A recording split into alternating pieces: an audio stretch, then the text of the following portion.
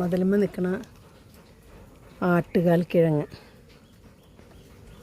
ആണ്. ആട്ടുകാൽ കിഴങ്ങ് ഇത് ഞാനിപ്പോൾ മതിലേന്ന് പറിച്ചുകൊണ്ടുവന്ന കേട്ടോ.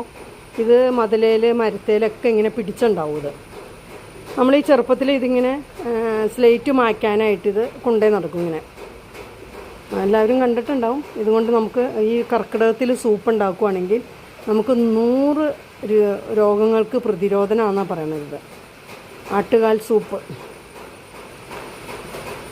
ആട്ടുസൂപ്പിനേക്കാൾ 100 ഇരട്ടി ഫലം ചെയ്യും.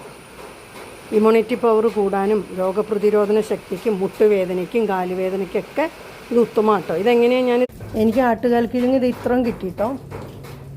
ഇനി ഇതിൻ്റെ പുറം കണ്ടോ, ഇങ്ങനെ ആടിൻ്റെ കാലിലുള്ള രോമം പോലെ നിൽക്കണുണ്ടോ.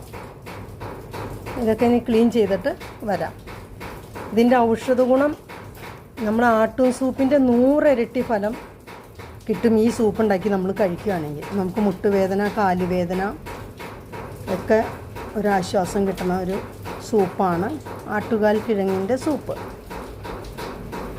ഇമ്മ്യൂണിറ്റി പവർ കൂടും നമുക്ക്. അതെ, കർക്കിടകത്തിൽ നമ്മളിത് കഴിക്കുകയാണെങ്കിൽ സാധാ ജനങ്ങൾക്ക് ഈ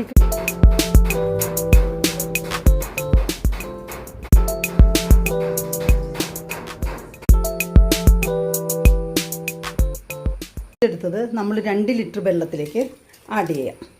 അങ്ങനെ നമ്മൾ ഈ പൊടിച്ചെടുത്തത് 2 ലിറ്റർ വെള്ളത്തിൽ കുക്കറിൽ നന്നായിട്ട് വേവിക്കുക. 2 വിസിലിട്ടോ. മല്ലി പൊടിക്ക് പകരം മല്ലിയില ഉത്തമമാണ്. എൻ്റെ കയ്യിൽ മല്ലിയില ഇല്ലാത്തതുകൊണ്ട് ഞാൻ മല്ലിപ്പൊടിയാണ് ആഡ് ചെയ്യണത് കേട്ടോ. പാകത്തിന് ഉപ്പിട്ട് കൊടുക്കുക. ഉള്ളി നന്നായിട്ട് മൊരിഞ്ഞിട്ടുണ്ട് കേട്ടോ. നമ്മൾ ഉള്ളിയും വെളുത്തുള്ളിയും കൂടി മൊരിച്ചതാണ് ഇത്. വെളിച്ചെണ്ണയിലാണ് മൊരിച്ചത്. നെയ്യിൽ മൊരിക്കുകയാണെങ്കിൽ ഒന്നുകൂടി ടേസ്റ്റ് ആയിരിക്കും.